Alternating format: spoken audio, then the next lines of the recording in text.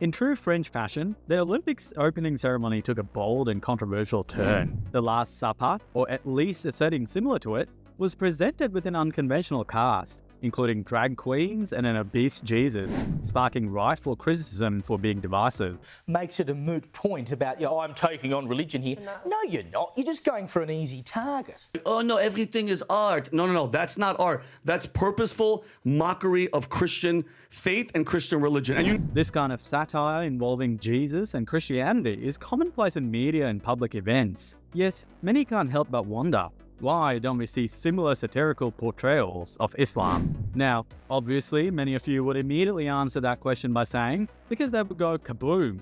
Well, that's certainly one aspect of it, which we'll go into later in the video. But before we can explain why parody never touches Islam, we've got to look at why it's so easy to joke about Christianity. While there certainly were instances of kaboom hundreds of years ago, where blasphemy and heresy were punished by the church, Western societies have undergone significant secularization, especially since the Enlightenment. This period marked a turning point where questioning and critiquing religious authority became more acceptable, even celebrated. Philosophers, writers, and artists began to openly criticize the church's power and influence, setting a precedent for future generations. Thinkers like Voltaire and David Hume challenged the doctrines and practices of Christianity.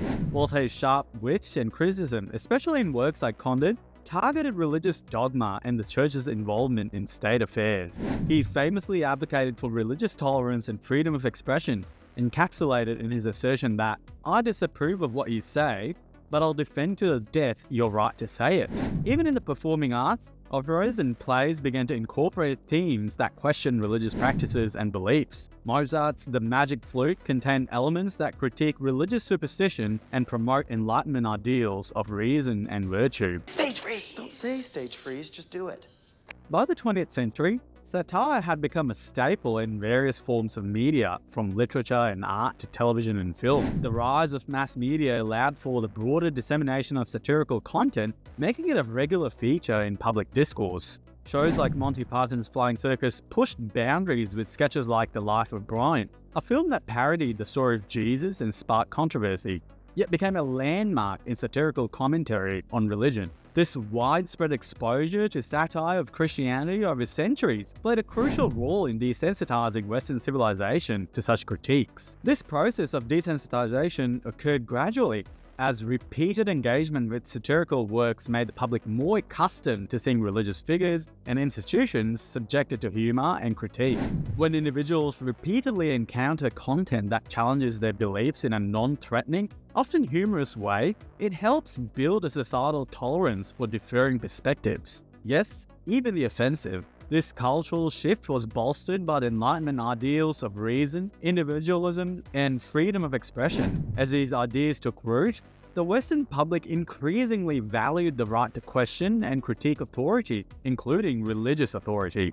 The diminishing of blasphemy laws in many Western countries, along with the legal protections for free speech, further solidified this. This doesn't happen with Islam, does it? But to be fair, the reasons for this go beyond just, hey, they'll go kaboom by default. There's a lot more historical context to why it ended up this way. And the funny thing is, it wasn't always like this either.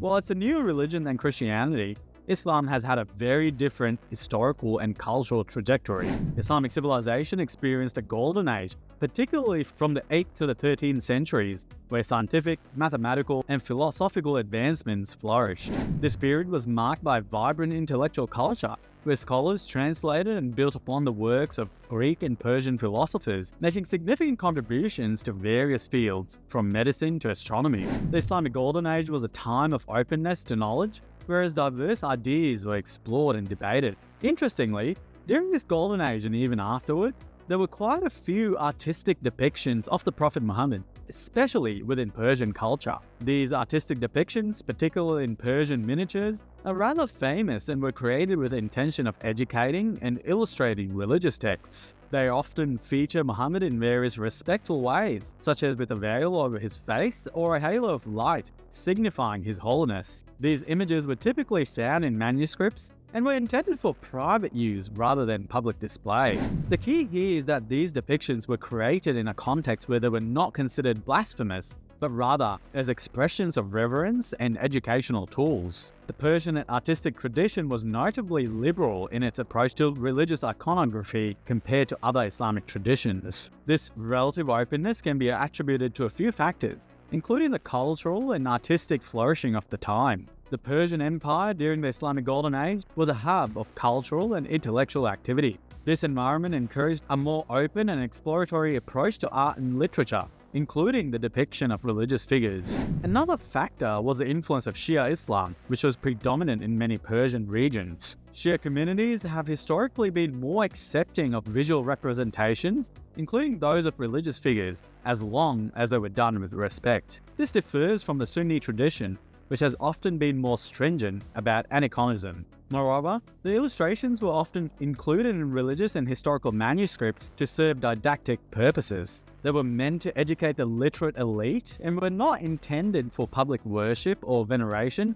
which mitigated concerns about idolatry. As a result, these depictions were not considered blasphemous at the time. They existed within a framework that understood and accepted their educational and artistic intentions. Imagine that. And the prevailing norms in these cultures allowed for a more nuanced view of religious imagery, distinguishing between idolatry and respectful representation. Side note, if you're enjoying this video so far, I'd really appreciate it if you could help me get to my goal of 20,000 subscribers by the end of the year. So, please hit that subscribe button and give the video a thumbs up. Moving on, this flourishing of ideas and relatively liberal approach to religious depiction eventually faced significant resistance. As time went on, there was a push within some segments of the Islamic world to return to what was perceived as the pure and unadulterated practices of the early Islamic community. This movement was often characterized by a rejection of innovation, a concept I've discussed in a few of my videos. They applied this in religious and intellectual thought,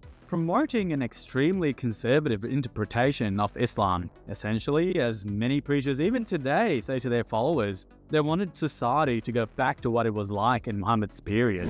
To add to this, the Mongol invasions, which led to the sack of Baghdad in 1258, and other political upheavals significantly contributed to the decline of this golden age. The resulting power vacuums were filled by more rigid and orthodox interpretation of Islam, which emphasized adherence to traditional practices and shunned philosophical and scientific inquiry. The lack of a parallel to the Enlightenment meant that the questioning of religious authority did not become institutionalized in the same way it did in the West. Unfortunately, things got worse for the Islamic world from that point onwards. After the decline of the Islamic Golden Age, various socio-political and religious movements began to push for a return to what they considered the pure and original practices of Islam. This period saw a growing emphasis on scriptural literalism and a stricter interpretation of Islamic teachings. The reaction against what was perceived as innovation in religious practices contributed to a more rigid stance against visual representations of the Prophet Muhammad.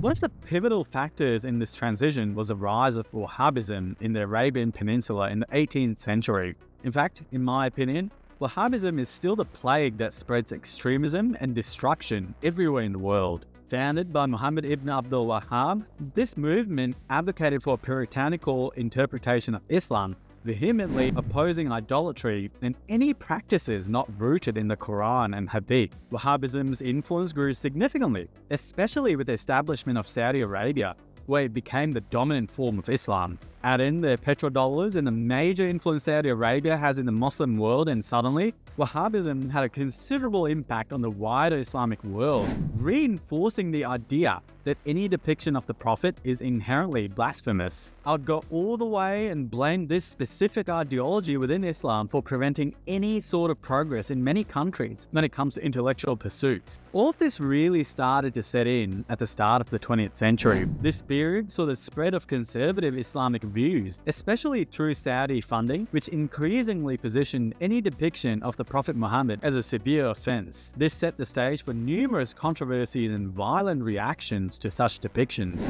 One of the most notable incidents was a Danish cartoon controversy in 2005. A Danish newspaper published 12 editorial cartoons depicting Muhammad, some of which were considered highly offensive by many Muslims. The publication was intended to make a point about self-censorship and free speech, but it triggered a massive global backlash. Now, I know, as well as you do, that you have not done that in order to avoid sparing the hurt feelings of my fellow guest. You've done it because you're afraid of retaliation and of intimidation. Now, I'd like to ask him and anyone else who agrees with him is watching, is that the relationship they want to have with the free press? Because if we have to use this stupid word offensive, those of us who believe in the Enlightenment and the Constitution and the First Amendment are very much offended. The response included widespread protests, some of which turned violent, resulting in dozens of deaths.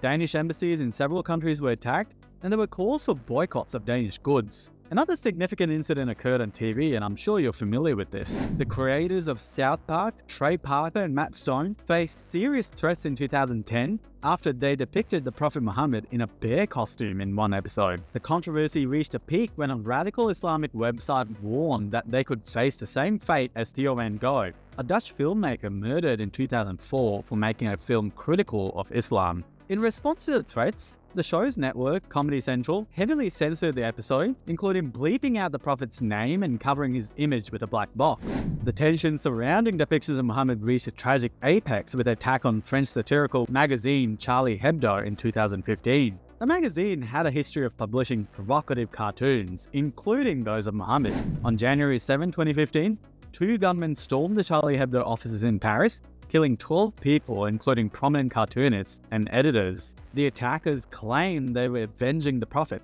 sparking a wave of international condemnation and a fierce debate over the limits of free speech. It didn't end there.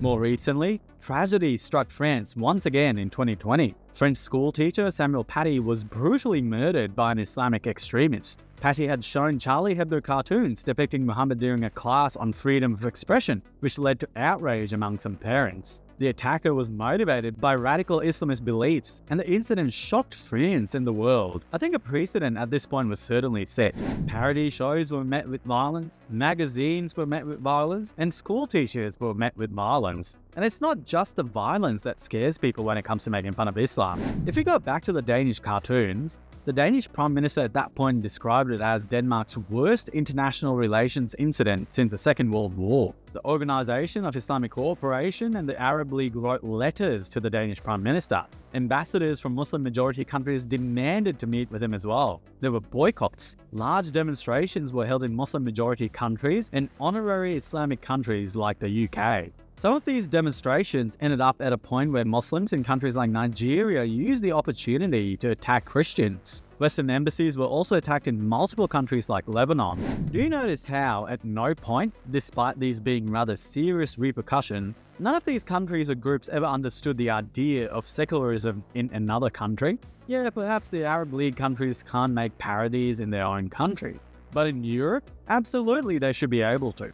Your blasphemy laws aren't applied globally.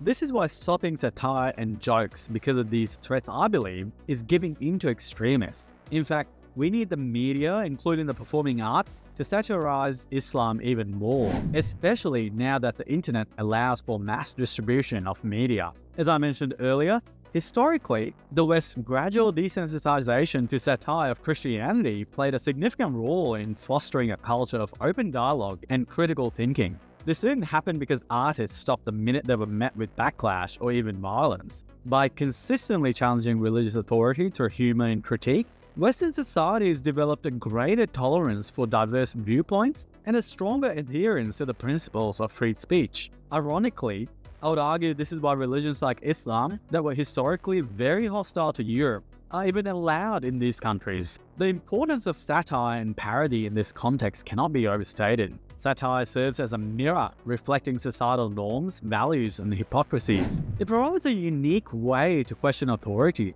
challenging dogma and provoke thought. By pushing boundaries, satire forces societies to confront uncomfortable truths and, in doing so, promotes intellectual growth and societal progress. In the case of Christianity, centuries of satire help demystify the religion, humanize its figures, and integrate religious critique into the broader cultural discourse. This is why, after the Olympics opening ceremony, While people were certainly offended, nobody died. The ceremony, in my opinion, was terrible because it was extremely divisive for an event that's meant to bring people together. Even if the opening ceremony depicted an Islamic scene, I would still think that's divisive. More importantly, it once again showed how far the Christian population has come, where the immediate thought was not to physically go after performers. Unfortunately, these extremists have found allies today to enforce blasphemy laws further. Yes, leftists. The issue really is further complicated by this peculiar phenomenon within left-wing orthodoxy. A tendency to defend Islam vehemently, often conflating criticism of the religion with racial or cultural insensitivity. But why are you so hostile about this? It's gross. It's racist. It's not. But it's so nuts. It's like saying those stateless, shifty Jew. You're not listening Absolutely to not. what we are saying. You guys are saying if you want to be liberals, believe in liberal principles like freedom of speech, like we are endowed by our forefathers with an inalienable rights, like all men are created equal. Ben, we have to be able to criticize bad ideas. And of course we do. No liberal doesn't want to criticize bad But ideas. Islam at this moment is the motherlode of bad ideas. If you needed a reminder, Islam isn't a race. I guess if it were, someone like me who left the religion would be a Muslim for life, regardless of my beliefs. It's a strange obsession, considering that Islam, like all religions, is a human construct and therefore fallible. Despite its flaws, it often receives an unusual degree of protection from critique by those who proclaim themselves as champions of progressive values and free speech. For many low and for leftists, I believe this stems from a well-meaning but misguided attempt to shield minority groups from perceived bigotry. But once again, this approach mistakenly equates parodying Islam with racial hatred, a conflation that is fundamentally flawed. Critiquing a religion and its ideologies is not the same as attacking the people who follow it. Religions are belief systems and institutions that hold power and influence, and like any powerful entity, they should be open to scrutiny and satire. The critical lens through which we view Christianity, Judaism, or any other religion should equally apply to Islam. Would you believe that Muhammad flew to heaven on a winged horse, for example? I'd pay you the compliment of assuming that you don't. No, I do. I believe in miracles. You believe that? Yes. You believe that Muhammad went to heaven on a winged horse? Yes, I believe in God. I believe in miracles. I believe in revelation. I mean, the point here is that let's assume I'm wrong. Richard, I'm wrong. Let's assume I'm wrong. Yes, a fear of being labelled as Islamophobic, a strange word made up by Iranian fundamentalists, by the way, often leads to a reluctance to engage in this necessary critique. This hesitance is not only intellectually dishonest, but also undermines the very principles of secularism and free expression. It suggests that certain ideologies are beyond reproach, thus stifling critical discourse. More concerningly, it allows extremists to dictate the boundaries of acceptable speech through intimidation and violence. And more often than not, these extremists live halfway across the world and have no real power over what can and cannot be said in Western countries. When left-wing defenders shy away from critiquing Islam, they inadvertently validate the extremist narrative that the religion cannot be questioned, further entrenching a culture of fear and silence. More importantly, however, by failing to differentiate between legitimate criticism of religious practices and bigotry against individuals, this left-wing orthodoxy silences those within Muslim communities who seek change and modernization. It truly adds to the many obstacles that need to be overcome to reform Islam and maybe bring about an age of enlightenment to it, similar to Christianity. I truly believe there are many modern, progressive Muslims who would watch depictions of Muhammad in the media. Unfortunately, their voices are shut down on two fronts. So yes, it's not just violence that adds to this issue now. The usual crowd with their political correctness and mass media and other institutions captured by the left add to this. Here's the key though. For secularism to thrive, it is essential that no belief system be beyond critique. Islam needs to be made fun of. Desensitization is not about promoting disrespect, but about normalizing the idea that all ideas can and should be subject to scrutiny. Muslims in secular countries need to accept this fact. And what if some Islamists in Iraq and Syria get offended? Who cares? Yeah, you can't draw Muhammad, but in the West, everybody has the right to do so. Which is why I leave you with this reimagination of the Last Supper, featuring you-know-who, all in drag.